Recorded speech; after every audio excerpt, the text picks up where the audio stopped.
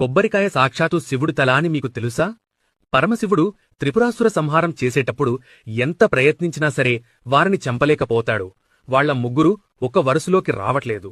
అప్పుడు బ్రహ్మదేవుడు ఆటంకాలు తొలగాలంటే గణపతికి పూజ చెయ్యాలి అని పరమశివుడికి చెబుతాడు. శివుడు గణపతి పూజకు సిద్ధం చేస్తుంటే సాక్షాత్తు వినాయకుడే వచ్చి తన తండ్రి ఎదుట కూర్చుంటాడు. పూజ పూర్తయ్యాక నైవేద్యం సమర్పిస్తుంటే గణపతి స్వీకరించడం లేదు. ఏది పెట్టినా తినడం లేదు. చివరికి పార్వతీదేవి వచ్చి ఇష్టమైన పదార్థాలను పెట్టినా తిరస్కరిస్తున్నాడు.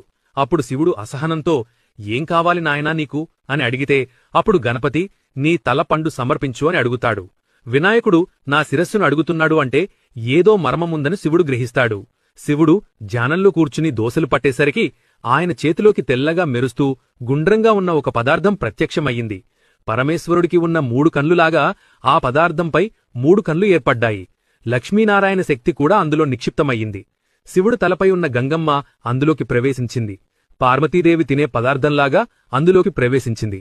అప్పుడు ఆ పవిత్ర పదార్థాన్ని గణపతి స్వీకరిస్తాడు. ఇక గణపతి అది తిని ఇప్పటినుండి ఈ పండుని శ్రీఫలమని పిలుస్తారు అని వరమిచ్చాడు.